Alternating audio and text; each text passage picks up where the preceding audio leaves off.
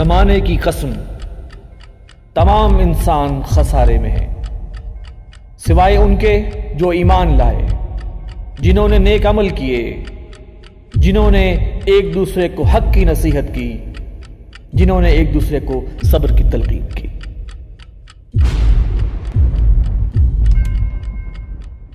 بسم اللہ الرحمن الرحیم۔ السلام علیکم ناظرین، میں ہوں وسیم احمد اور آپ دیکھ رہے ہیں تازہ ترین خبروں پر تبصروں اور تجزیوں کا پروگرام زمانہ گواہ ہے۔ ناظرین، ہمارا سیکولر اور لبرل طبقہ روز اول سے پاکستان کو اسلامی نظریاتی مملکت کی بجائے سیکولر اسٹیٹ دیکھنا چاہتا ہے۔ یہ طبقہ بانیان پاکستان کو اسلامی فلاحی ریاست بنانے کے سینکڑوں بیانات، تقاریر اور انٹرویوز کو پس پش ڈال کر قائد اعظم کی صرف 11 اگست 1947 والی تقریر کا حوالہ دے کر یہ ثابت کرنے کی کوشش کرتا ہے کہ قائد اعظم تو پاکستان کو سیکولر اسٹیٹ بنانا چاہتے تھے۔ ہم آج کے پروگرام میں نظریہ پاکستان، تحریک پاکستان اور تمام بانیان پاکستان کے افکار و نظریات کا اثر نو جائزہ لیتے ہوئے یہ جاننے کی کوشش کریں گے کہ ہمارے قائدین پاکستان کو سیکولر ریاست بنانا چاہتے تھے یا انہوں نے اسلامی فلاحی ریاست کا خواب دیکھا تھا اور اسی کے لیے انہوں نے جدوجہد بھی کی تھی۔ آج کی سیٹنگ میں ہم یہ بھی جاننے کی کوشش کریں گے کہ نئی نسل میں نظریہ پاکستان کے حوالے سے ایسی کنفیوژن پھیلانے والی لابی کے پس پردہ مقاصد کیا ہیں۔ گفتگو میں میرا ساتھ دے رہے ہیں ترجمان تنظیم اسلامی جناب مرزا ایوب بیگ صاحب اور تنظیم اسلامی کے ریسرچ اسکالر ڈاکٹر عطاء الرحمن عارف صاحب، اور ٹیلی فون لائن پر ہمیں جوائن کریں گے مشہور و معروف دانشور اور کالم نگار جناب اولیاء مقبول جان صاحب۔ آئیے پروگرام کا آغاز کرتے ہیں۔ ڈاکٹر صاحب، سب سے پہلے تو آپ یہ فرمائیے کہ دور حاضر میں آپ نظریہ پاکستان کی تعبیر و تشریح کیا کریں گے؟ بسم اللہ الرحمن الرحیم، جزاک اللہ خیر وسیم صاحب۔ نظریہ پاکستان کی تعبیر اور تشریح کرنے کے لیے ہمیں واپس جانا ہوگا جو اس ہستی کے پاس جس نے اس کا خواب دیا، یعنی علامہ اقبال، اور وہ بنیادی ہستی قائد اعظم محمد علی جناح، جنہوں نے اس پوری تحریک کی قیادت کی یا اس پورے مشن کو لے کر چلے۔ اگر ہم یعنی ان کے خواب کو تعبیر دی، خواب کو جو تعبیر دی، ہم یہ جانتے ہیں کہ علامہ اقبال ہی وہ شخصیت ہیں کہ جو قائد اعظم کانگریس سے مایوس ہو کر جب برطانیہ چلے گئے تھے واپس، تو علامہ اقبال ہی ہیں جو انہیں دوبارہ لے کر آئے۔ اور اس سے قبل قائد اعظم کہ ہم اگر 14 نکات دیکھیں 1929 میں جنہوں نے پیش کیے تھے، اس کو بھی بنیاد بنائیں تو معلوم ہی ہوتا ہے قائد اعظم مسلمانوں کے لیے کس طرح کا ملک چاہتے تھے۔ ابھی انہوں نے نظریہ پاکستان کا معاملہ شروع نہیں ہوا تھا، لیکن قائد اعظم نے کانگریس کی سے مایوس ہونے سے بھی قبل یہ بات کہی تھی کہ جو 14 نکات پیش کیے تھے اس میں وہ یہ چاہتے تھے کہ مسلمانوں کی مذہب کو، مسلمانوں کی ثقافت کو، مسلمانوں کی تعلیم اور تہذیب، اس کو تحفظ کی ضمانت مل جائے۔ ان 14 نکات میں ایک پوائنٹ یہ بھی ہے کہ مرکزی اسمبلی میں مسلمانوں کو 1/3 کی نمائندگی ملے۔ انہی 14 نکات میں ایک پوائنٹ ایسا بھی ہے کہ ہر قوم اور ملت کو اپنے مذہب، رسم و رواج، عبادات، تنظیم اور اجتماع اور ضمیر کی آزادی حاصل ہو۔ انہی 14 نکات میں یہ بات بھی موجود ہے کہ کسی صوبے میں ایسی وزارت تشکیل نہ دی جائے کہ جس میں 1/3 وزیروں کی تعداد مسلمان نہ ہو۔ یعنی قائد اعظم کا شروع سے، اب ہم بات کریں 1929 میں، ابھی قرارداد پاکستان بھی پیش نہیں ہوئی، اس وقت بھی ان کا جو ذہن تھا وہ یہ تھا کہ ہندوستان میں تمام لوگوں کو، تمام مذاہب کے لوگوں کو مساوی آزادی حاصل ہو، مذہبی آزادی بھی حاصل ہو۔ اس کے بعد علامہ اقبال کو ہم دیکھیں، علامہ اقبال یہ فرماتے ہیں کہ وہ یہ تقدیر مبرم سمجھتے ہیں اس بات کو کہ ہندوستان کے شمال مغربی علاقے میں ایک ایسی اسلامی ریاست قائم ہو کہ جو اسلام پر جو ایک پردے پڑ چکے تھے مسلسل 1300 سال گزرنے میں، وہ ختم ہو اور اسلام اپنے صحیح پہلو کے ساتھ یا صحیح نمائندگی وہ کر سکے۔ یہ ہے علامہ اقبال۔ پھر ہم قائد اعظم کے پہلے سے، مطلب قرارداد پاکستان کے پاس ہونے کے بعد 15 نومبر 1942 میں آل انڈیا مسلم اسٹوڈنٹ فیڈریشن کے طلباء سے خطاب کرتے ہوئے کہتے ہیں کہ مجھ سے اکثر یہ پوچھا جاتا ہے کہ پاکستان کا طرز حکومت کیا ہوگا۔ اس کا جواب اگر ہم سمجھیں تو نظریہ پاکستان ہمارے سامنے آئے گا۔ قائد اعظم یہ فرماتے ہیں کہ پاکستان کے طرز حکومت کا تعین کرنے والا میں کون ہوتا ہوں؟ مسلمانوں کا طرز حکومت آج سے 1300 سال قبل قرآن کریم نے وضاحت کے ساتھ بیان کر دیا تھا۔ الحمدللہ قرآن مجید ہماری رہنمائی کے لیے موجود ہے اور قیامت تک موجود رہے گا۔ یعنی یہ بنیاد ہے کہ قائد اعظم کو معلوم تھا کہ یہ جو ملک بنے گا اس کی بنیاد قرآن مجید ہوگی۔ بالکل اسی طرح سے 6 دسمبر 1943 کو آل انڈیا مسلم لیگ کے 31ویں اجلاس سے خطاب کے دوران قائد اعظم فرماتے ہیں کہ وہ کون سا رشتہ ہے جس سے منسلک ہو کر تمام مسلمان جسد واحد کی طرح ہیں۔ وہ کون سی چٹان ہے جس پر ان کی ملت کی عمارت استوار ہے، وہ کون سا لنگر ہے جس پر امت کی کشتی محفوظ کر دی گئی ہے، وہ رشتہ، وہ چٹان، وہ لنگر اللہ کی کتاب قرآن کریم ہے۔ مجھے امید ہے کہ جوں ہم آگے بڑھتے جائیں گے قرآن مجید کی برکت سے ہم میں زیادہ سے زیادہ اتحاد پیدا ہو جاتا جائے گا۔ ایک خدا، یہ قائد اعظم فرما رہے ہیں، ایک خدا، ایک کتاب، ایک رسول، ایک امت۔ اب یہ قائد اعظم کے ان خیالات کو اگر ہم سامنے رکھیں تو آج ہم نظریہ پاکستان کی جو تعبیر و تشریح کریں گے وہ اس سے مختلف نہیں ہوگی۔ آج بھی جو نظریہ پاکستان کی تعبیر و تشریح ہوگی وہ قائد اعظم کے ان افکار کی بنیاد پر ہوگی، وہ قائد اعظم کے ان خیالات کی بنیاد پر ہوگی، کیونکہ وہ اس پورے مشن کو لے کر چلے ہیں اور وہ واپس آئے ہیں علامہ اقبال کے کہنے پر، انہوں نے آگے مسلم لیگ کی قیادت سنبھالی ہے۔ اور اس کے بعد وہ فرماتے ہیں، مسلمانوں کو پیغام دے رہے ہیں عید الفطر کے دن 10 ستمبر 1945 کو، قائد اعظم کیا کہتے ہیں؟ ہمارا پروگرام قرآن کریم میں موجود ہے، تمام مسلمانوں پر لازم ہے کہ قرآن غور سے پڑھیں۔ قرآنی پروگرام کے ہوتے ہوئے مسلم لیگ مسلمانوں کے سامنے کوئی دوسرا پروگرام پیش نہیں کر سکتی۔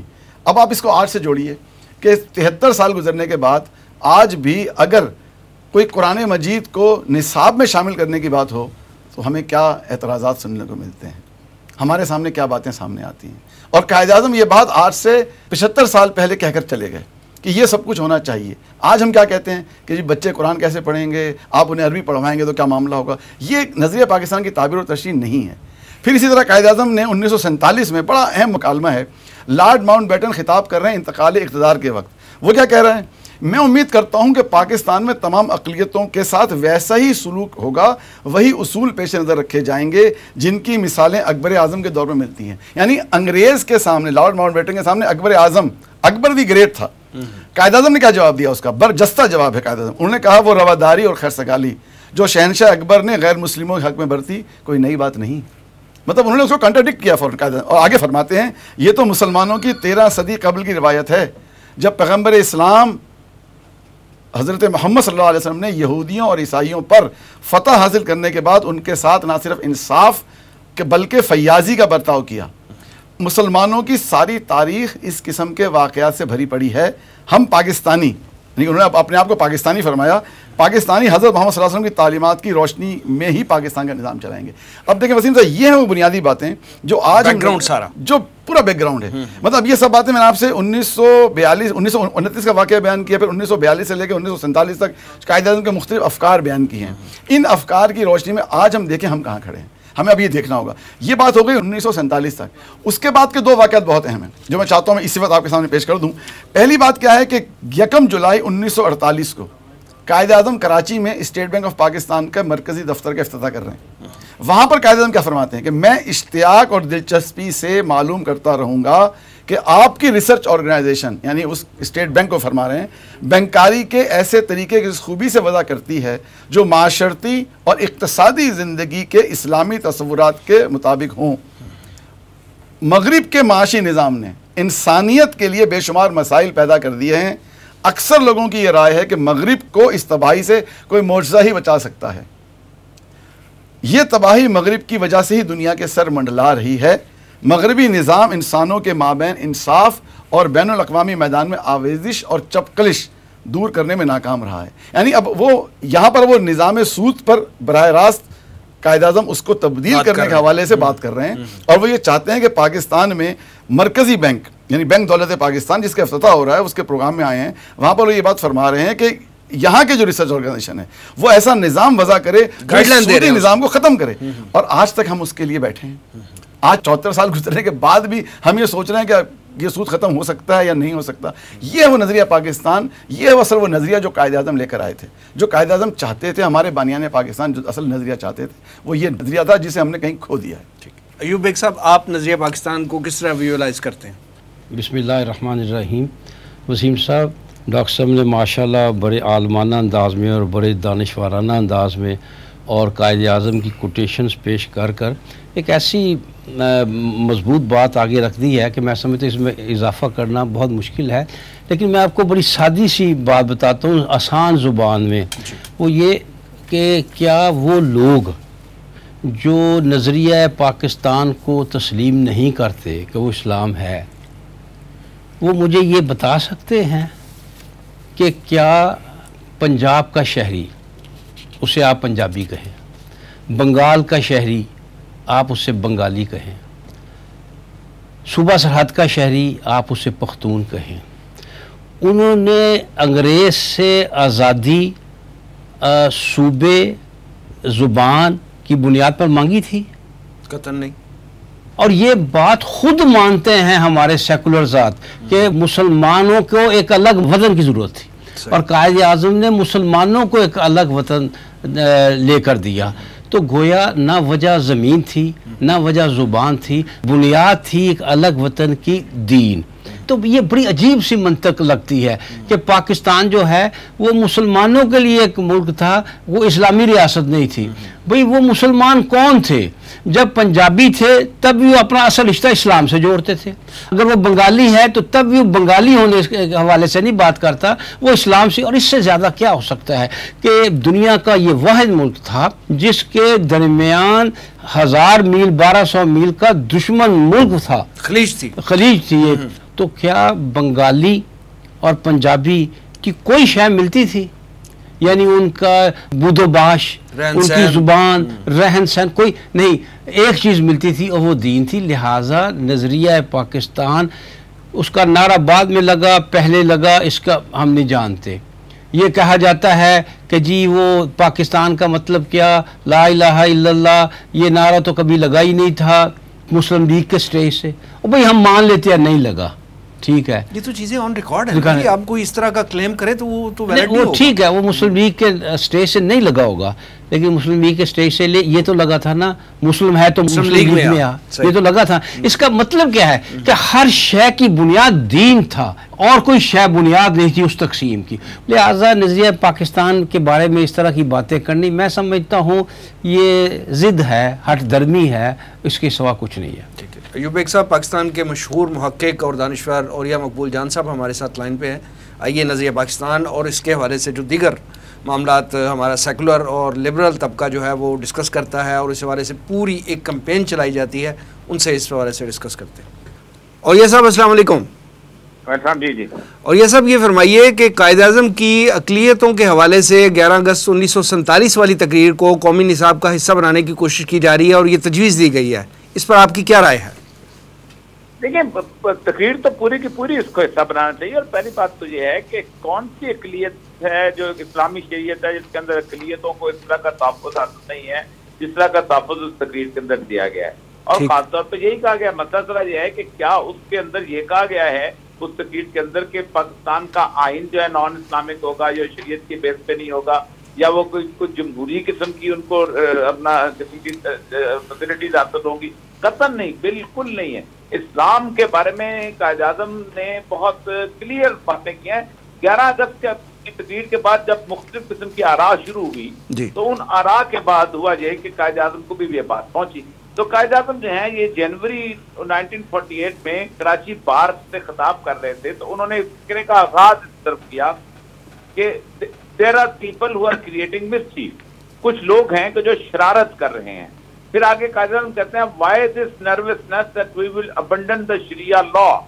کیوں اس قسم کی پریشانی ہو رہی ہے لوگوں کے دماغ میں کہ ہم شریعت کے قانون کو ترک کر دیں گے. Sharia law is as applicable today as it was 1300 years ago.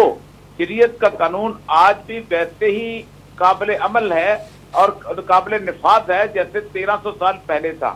یہ صرف اکیلی ایک تقریر نہیں ہے. قائد اعظم نے تقریباً 100 کے قریب پاکستان بننے سے پہلے اور تقریباً 24 کے قریب جو ہے پاکستان بننے کے بعد شریعت کے قانون کی بات کی ہے. اور جو انہوں نے وہاں پر باتیں کی ہیں 11 اگست کے اندر، وہ تقریر کے اندر وہ اقلیتوں کے بیسیکلی مذہبی اقدار کا اور ان کا تفصیل، you are free to go to your temple. یہ بیسیکلی کہتے ہیں اسلام جو ہے وہ کسی کو ٹیمپل میں جانے کی پابندی نہیں لگاتا، قطعاً کوئی پابندی نہیں لگاتا. وہ یہی تو قائد اعظم نے یہی تو ان کو کہنا تھا کہ تمہارا مذہب جو ہے وہ تمہیں اس ریاست کے اندر تمام آزادانہ مذہبی جو ہے کام کرنے، رسومات ادا کرنے سے نہیں روکے گا پاکستان کی ریاست. یہ تحفظ ہے جو کہ ریاست مدینہ میں بھی دیا گیا، جو اسلام کی ہر ریاست ابوبکر صدیق سے لے کے حضرت علی تک، بلکہ تمام خلفائے راشدین کے زمانے میں دیا گیا، یہاں تک کہ بنو امیہ اور بنو عباس کے زمانے میں بھی دیا گیا، یہاں تک کہ التمش سے لے کے آخری اورنگزیب عالمگیر یا بادشاہ ظفر تک بھی دیا گیا. یہ تو اسلام کا خاصہ ہے جو اس تقریر کے اندر دیا گیا.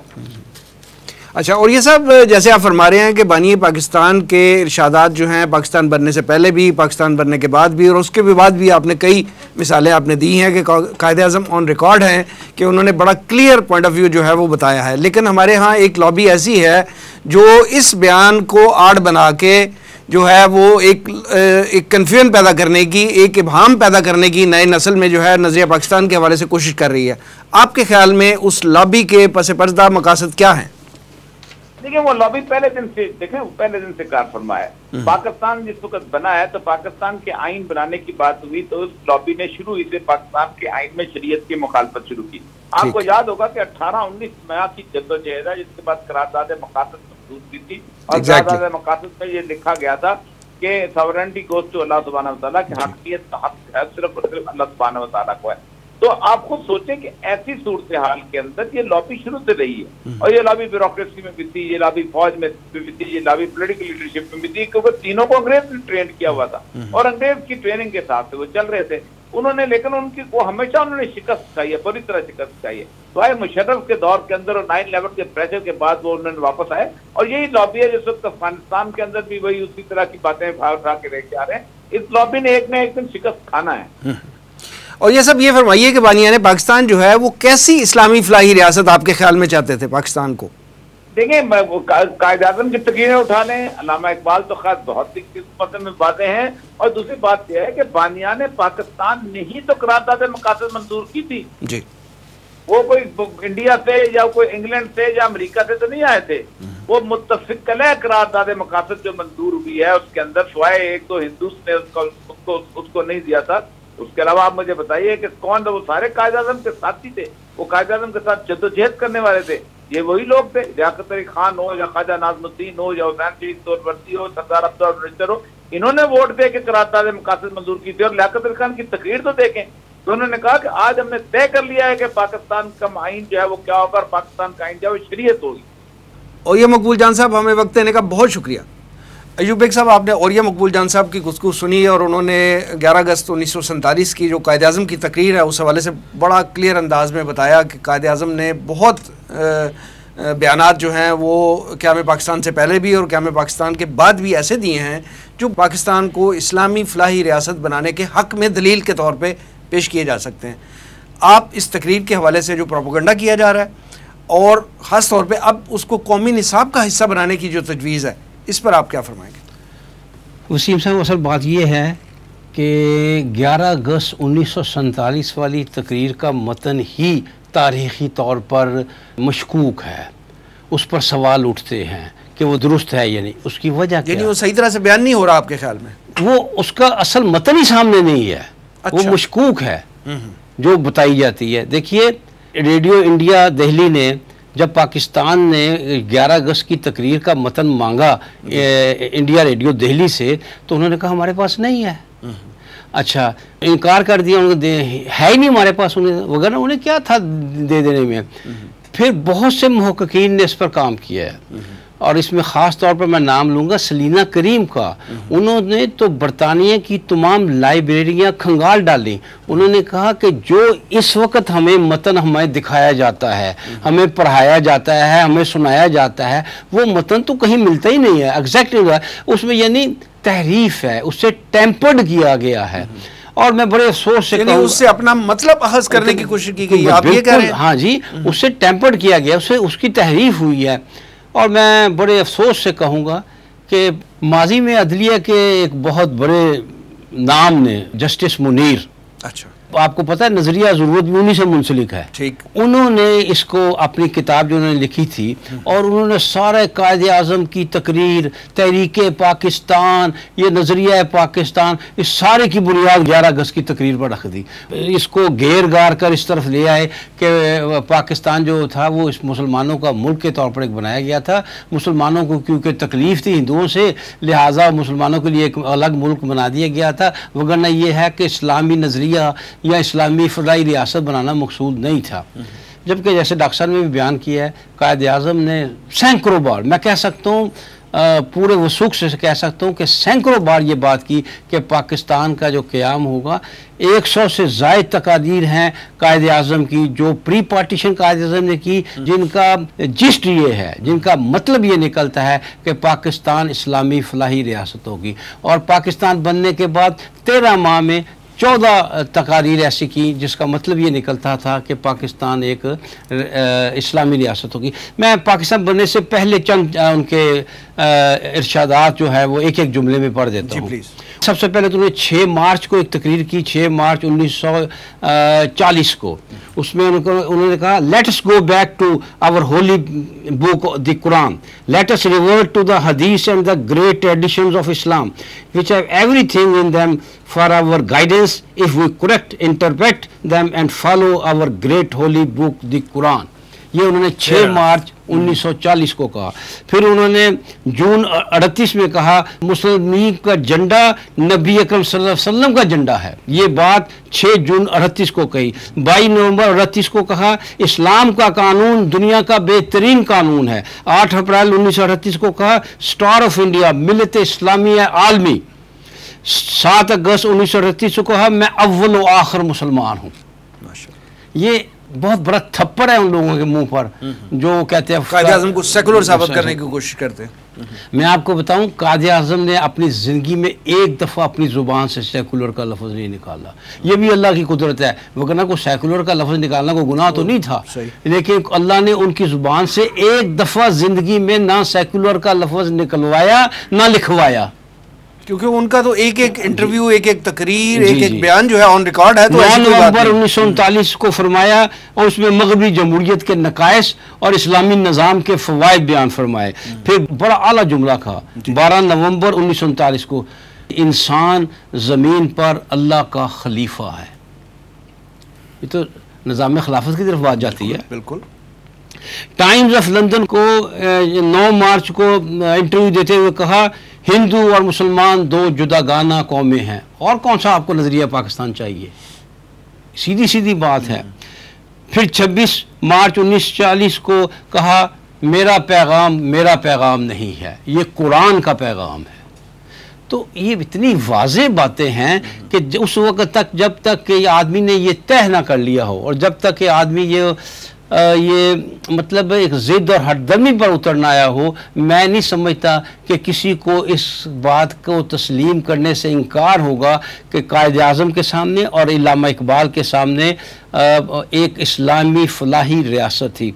अभी मोहतरम फरमा रहे थे डॉक्टर साहब कि सूद के हवाले से जी, तो मुझे इल्लामा इकबाल के सूद के हवाले से, और आप याद रखें कि इल्लामा इकबाल की वफ़ात पर कायदे आज़म ने कहा था कि अगर मुझे पाकिस्तान और इल्लामा इकबाल में से के कलाम में से एक चीज़ का इंतखाब करना पड़े तो मैं इल्लामा इकबाल का कलाम मुंतखब करूँगा।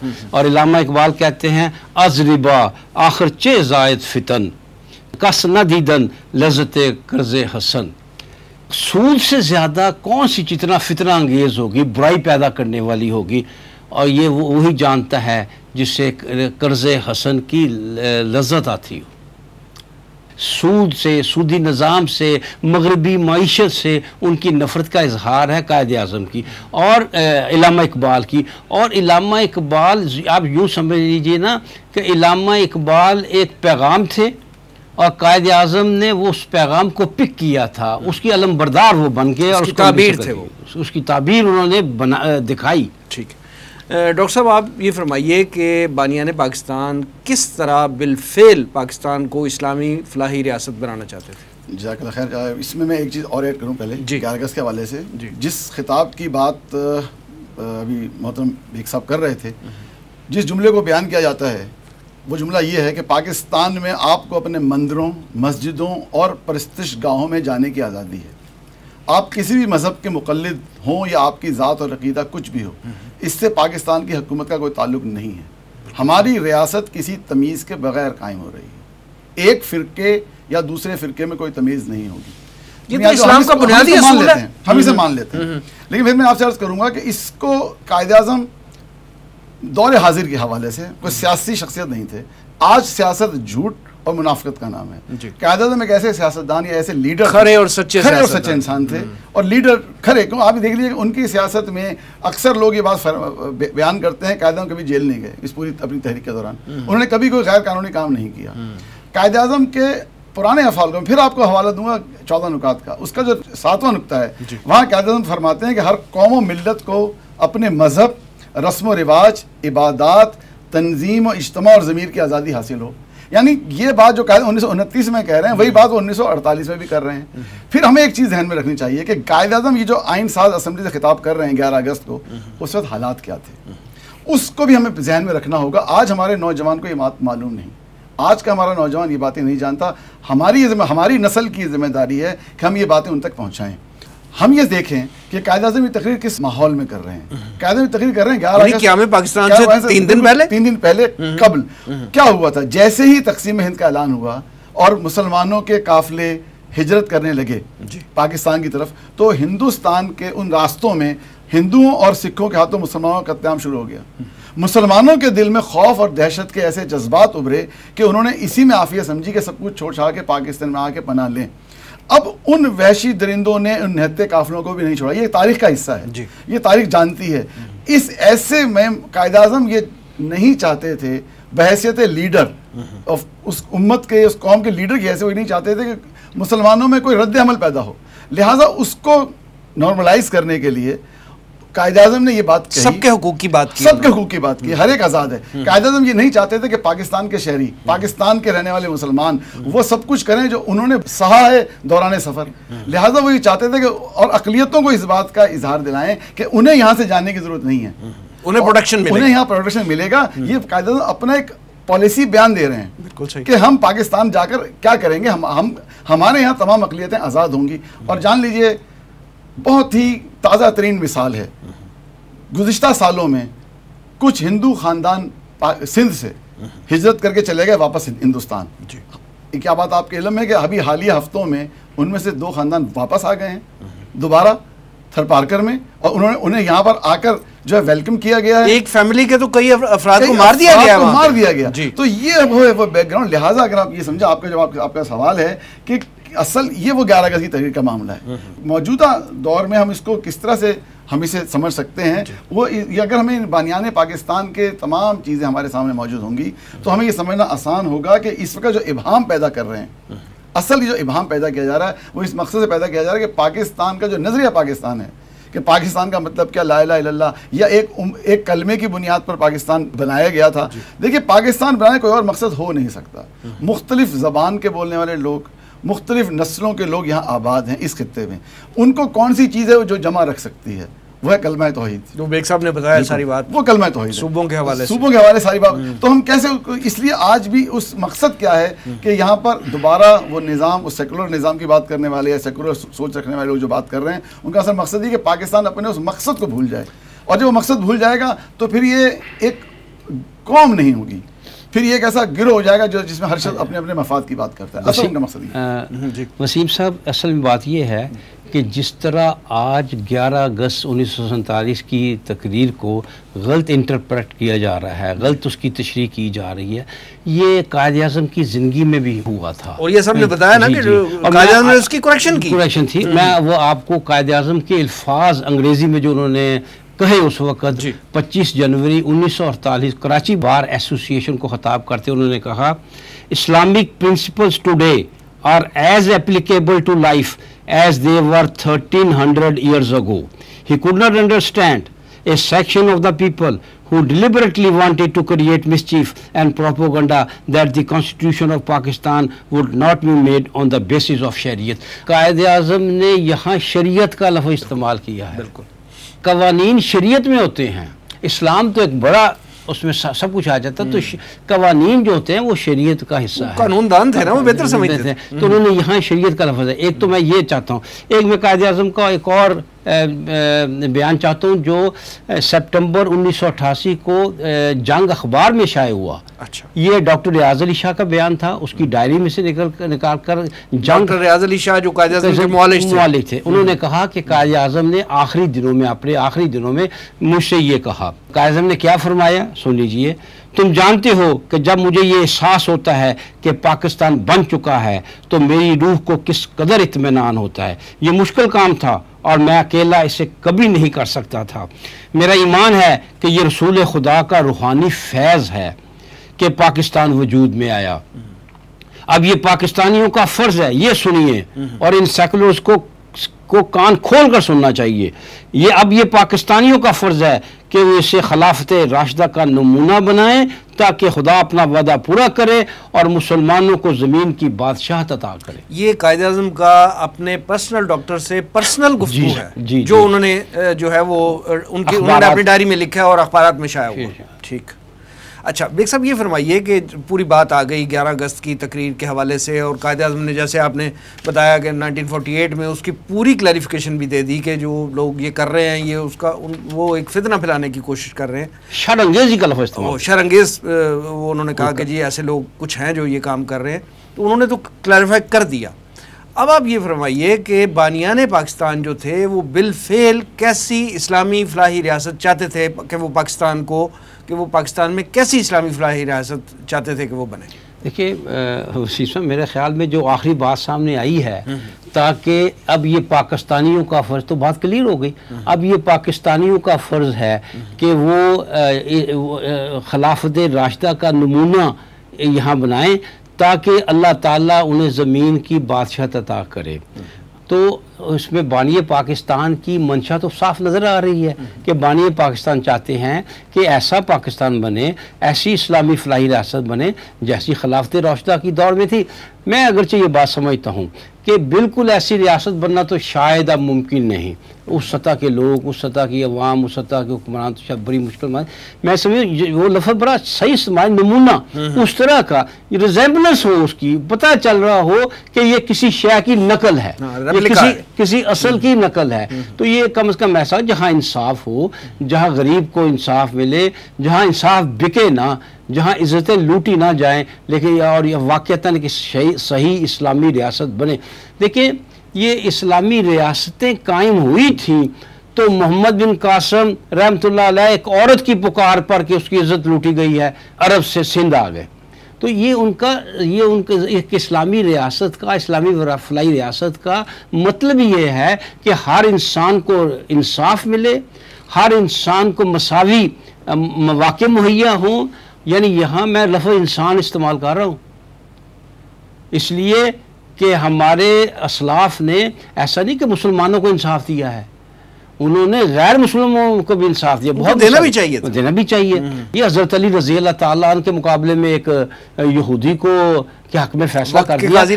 کون نہیں جانتا کہ حضرت علی رضی اللہ تعالیٰ عنہ حق اور سچ پر تھے, لیکن وہ قانون کا کیونکہ تقاضا پورا نہیں ہو رہا تھا تو اس قانون کے تقاضے کو محض پورا کرنے کے لیے, وگرنہ یہ کہ حضرت علی رضی اللہ تعالیٰ عنہ سے کوئی ذرا بڑھ بھی کوئی سوچ بھی سکتا ہے کہ غلط مقدمہ درج کیا ہو, 100% وہ حق پر تھے.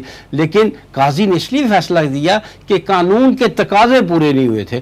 تو ایسی اسلامی فلاحی ریاست جو انسانوں کو انصاف دے, جو انسانوں کو ان کی بنیادی روزی روزگار دے, جو ان کے بنیادی مطالبات کو پورا کرے تاکہ انسان اپنی آزاد مرضی سے زندگی بسر کرے. اور یہ مسلمان کی زندگی, اور اب میں تھوڑا سا فرق کروں گا, عام انسان کی زندگی اور مسلمان کی زندگی میں بس ایک فرق ہوگا. مسلمان کی زندگی شریعت کے دائرے میں ہوگی, اس کی آزادی بھی شریعت کے دائرے میں ہوگی, جبکہ عام انسان جو ہے اس کا مذہب ہے اس کے مطابق ہوگی. تو لہٰذا ایک ایسی اسلامی فلاحی ریاست جس میں ہر شخص کو انصاف ملے, روزگار ملے, اس کے صحیح مطالبات جو ہیں جائز مطالبات پورے ہوں, اس کے بنیادی حقوق اس کو دیے جائیں, اور یہ سب کچھ خلافت راشدہ میں تھا. ایوب بیگ صاحب یہ سوال میں نے اوریا مقبول جان صاحب سے بھی پوچھا ہے اور آپ سے بھی میں عرض کر رہا ہوں. یہ فرمائیے کہ علامہ اقبال کے تصور پاکستان اور قائد اعظم کے اتنے واضح اور کلیئر کٹ بیانات کے باوجود ہماری یہ جو لابی ہے جو نظریہ پاکستان کے حوالے سے نوجوان نسل میں یہ ابہام پیدا کرنے کی کوشش کر رہی ہے، کنفیوژنس پیدا کرنے کی کوشش کر رہی ہے، اس کے پس پردہ مقاصد کیا ہیں آپ کے خیال میں؟ وسیم صاحب، اصل بات یہ ہے کہ یہ جو تعصب، ضد اور ہٹ درمی ہوتی ہے نا، یہ انسانی عقل کو مفلوج کر دیتی ہے، یہ انسانی عقل پر پردے ڈال دیتی ہے، یہ پھر انسان نہیں رہتا، پھر وہ اس طرح کا ایک جانور بن جاتا ہے جس کو اپنے مقاصد کو پورا کرنے سے تعلق ہوتا ہے، اسے اس بات سے کوئی تعلق نہیں ہوتا کہ میرے ان افعال سے، میرے ان اقوال سے دوسروں کے حقوق جو ہے وہ تلف ہوں گے، دوسروں سے زیادتی ہوگی، یا میں غلط بیانی کروں گا، لہٰذا کیونکہ وہ ان بیماریوں میں جن کا میں نے ذکر کیا ہے، تعصب ہے، ہٹ درمی ہے، ان میں مبتلا ہے، وگرنہ جیسے کہ حقائق ڈاکٹر صاحب نے بھی بیان کر دیا، کچھ میں نے بھی عرض کرنے کی کوشش کی ہے، ان حقائق کو دیکھتے ہوئے اگر کوئی واقعتاً تو دل کی آنکھیں نہ رکھے، سر کی آنکھیں رکھ لے، تب بھی واضح ہو جاتا ہے کہ پاکستان جو ہے وہ ایک نظام اسلام کو قائم کرنے کے لیے بنا تھا، پاکستان اسلامی فلاحی ریاست بننے کے لیے بنا۔ ٹھیک ہے ڈاکٹر صاحب، فائنلی یہ فرمائیے کہ جیسے بیگ صاحب فرما رہے ہیں کہ پاکستان جو ہے وہ اسلام کی فلاحی ریاست بننے کے لیے ہی قائم کیا گیا تھا، اور ہمارے بانیان پاکستان کا ویژن جو ہے وہ بہت کلیئر تھا اس حوالے سے، لیکن بدقسمتی یہ دیکھیں کہ پاکستان جو ہے آج تک 73 سال گزرنے کے باوجود بھی اسلامی فلاحی ریاست نہیں بن سکا۔ آپ یہ فرمائیے کہ ہم سے کہاں کہاں کیا کیا کوتاہیاں ہوئیں اور اس کا تدارک کیسے ممکن ہے؟ جی جزاک اللہ خیر۔ کہ اس میں بنیادی بات یہ ہے کہ ساری باتیں الحمدللہ سامنے آ گئی ہیں۔ ہم نے پاکستان بن گیا، پاکستان کے فوراً بعد ہی 1 سال بعد ہی قائد اعظم ہم سے رخصت ہو گئے، لیکن ہم درست سمت میں چل رہے تھے۔ قرارداد مقاصد اپریل 49 میں آئین ساز اسمبلی نے وہ بھی مان لی، مطلب وہ بھی متفقہ طور پہ پاس ہو گئی۔ اس میں یہ بات واضح ہو گئی کہ اس ملک کا جو دستور ہوگا وہ اللہ تعالیٰ کی ودانیت پر ہوگا، قانونی طور پہ اسلامک اسٹیٹ بن گیا۔ لیکن جو پہلا دستور بنایا گیا اس کے بعد 56 میں، اس میں اس کو اس کا حصہ نہیں بنایا گیا، پریمبل کے طور پہ موجود رہا۔ یہاں سے ہم جو ہے ڈیویشن کا آغاز ہوا کہ بجائے یہ کہ ہم اس کو قانون آئین کا حصہ بناتے، ہم نے اسے اس آئین سے باہر رکھا، ایز اے پریمبل رکھا۔ الحمدللہ پریمبل کے طور موجود تھا، تو بعد میں 62 کے آئین میں اور پھر 73 کے آئین میں اس کو آئین میں شامل کر لیا گیا۔ لیکن ہم نے پاکستان میں قائد اعظم کے اور علامہ اقبال کے جو افکار تھے ان کو صحیح طرح سے ان پر عمل درآمد نہیں کیا۔ ہماری بدقسمتی یہ رہی کہ قائد اعظم کے فوراً بعد ہی 51 میں ہم سے لیاقت علی خان جدا ہو گئے، تاکہ جو پہلا جو آئین بنا ہے اس وقت لیاقت علی خان بھی یہاں موجود نہیں تھے۔ یہ جو بنیادی طور پہ یہ الگ ہوئے ہیں، یہاں سے ہم ڈیویشن اسٹارٹ ہوئی ہے، اور ہم نے پاکستان کو میں جو سیکولر لابی تھی وہ آہستہ آہستہ حاوی ہوتی چلی گئی۔ اس کا جو حل ہے، جو کوتاہی، وہ یہی ہے کہ ہم نے ان کے افکار کو پر پوری طرح عمل درآمد نہیں کیا۔ آج بھی اگر ہمیں عمل واپس لوٹنا ہوگا تو ہمیں بانیان پاکستان اور جو مفکر پاکستان ہیں ان کا اور بانیان پاکستان ان کے افکار کو سامنے رکھتے ہوئے اسلام کی بنیاد پر یہاں قرآن مجید کا نظام نافذ کرنا ہوگا۔ آج بھی یہ قرآن کا نظام یہاں نافذ ہو جائے، شریعت اسلامی نافذ ہو جائے۔ بہت سارے قوانین ہمارے آئین میں ایسے ہیں جو ایک دوسرے کو کنٹراڈکٹ کرتے ہیں، اسی آئین میں ایسی چیزیں موجود ہیں اور ہمارے قوانین میں بھی ایسی چیزیں موجود ہیں، ابھی اس میں کلیئرٹی نہیں ہے۔ ظاہر ہے اس وقت بھی ہمارے پاس محدود ہے، اس موضوع پھر کسی وقت آپ گفتگو رہے گی، ان کنٹراڈکشن کو ہمیں ختم کرنا ہوگا، اور بنیاد جو ہے وہ صرف قرآن مجید کو بنانا ہوگا، قرآن کے نظام پر کی بنیاد پر۔ دیکھیے اسلام ہمیں صرف کوئی انفرادی زندگی کے معاملات ہمارے ساتھ ڈسکس نہیں کرتا، یعنی ہمارے عقائد، ہماری عبادات اور ہماری رسومات کی بات نہیں کرتا، وہ ہماری معیشت، ہماری معاشت اور ہماری سیاست کی بات بھی کرتا ہے۔ آج ہم نے اسلام کو ذاتی زندگی یا انفرادی زندگی کا معاملہ سمجھ رکھا ہے، اجتماعی زندگی سے ہم نے اسلام کو الگ رکھا ہوا ہے۔ یہی تو سیکولرزم ہے۔ عملی طور پہ بھی اس وقت ہمارے ہاں جو ہے وہ اسلام موجود نہیں ہے۔ اسلام یہ کہتا ہے ان الحکم الا للہ، اسلام یہ کہتا ہے للہ ما فی السماوات و ما فی الارض، اسلام یہ کہتا ہے اللہ تعالیٰ خالق ہے۔ اسلام یہ ساری باتیں کرتا ہے، لیکن ہمارے آئین میں یہ باتیں موجود ہیں، امپلیمنٹیشن نہیں ہو رہی۔ آج بھی ہم ان کی صحیح معنوں میں امپلیمنٹ کر لیں اور ان کی قرآن کی بنیاد پر اپنے جو آئین میں جو سکم ہیں انہیں ہم دور کر دیں تو انشاءاللہ تعالیٰ آج بھی اس خوابوں کی تعبیر مل سکتی ہے. اور پھر یقیناً جو علامہ اقبال کا خواب تھا پھر دنیا کو ہم دکھا سکیں گے کہ یہ ہے وہ نظام جس نظام کی بات اسلام کرتا ہے. ورنہ آج استاد محترم بانی تنظیم اسلامی محترم ڈاکٹر اسحاق احمد صاحب رحمۃ اللہ علیہ فرمایا کرتے تھے کہ اگر آج ہم سے کوئی پوچھ لے کہ بتاؤ تو صحیح وہ اسلام کہاں ہے, تو ہم دنیا بھر میں 1 انچ زمین پر بھی اس وقت اسلام کا نظام موجود نہیں ہے. تو ہم ان کو کوئی جواب نہیں دے سکتے. یہ جواب دینے کا جو کی بات تھی علامہ اقبال نے بھی کی تھی, اور یقیناً طور آج بھی ہم اس طرح سے جواب دیا جا سکتا ہے کہ ہم اس ملک میں اسلامی نظام نافذ کریں اور پھر یہ جو باقی معاملات ہیں وہ خود بخود حل ہوتے چلے جائیں گے. ٹھیک ہے. ڈاکٹر عطاء الرحمن عارف صاحب, جناب مرزا ایوب بیگ صاحب پروگرام میں تشریف آوری کا بہت شکریہ. ناظرین, یہ تھا آج کا پروگرام. آج کے لیے اتنا ہی. آپ اس پروگرام کا فیڈ بیک ہمارے سوشل میڈیا پیجز پہ دے سکتے ہیں. آپ ہمیں ای میل بھی کر سکتے ہیں. ہمارا ایڈریس ہے media@tanzeem.org. اگلے پروگرام تک کے لیے وسیم احمد کو اجازت دیجیے. اللہ نگہبان.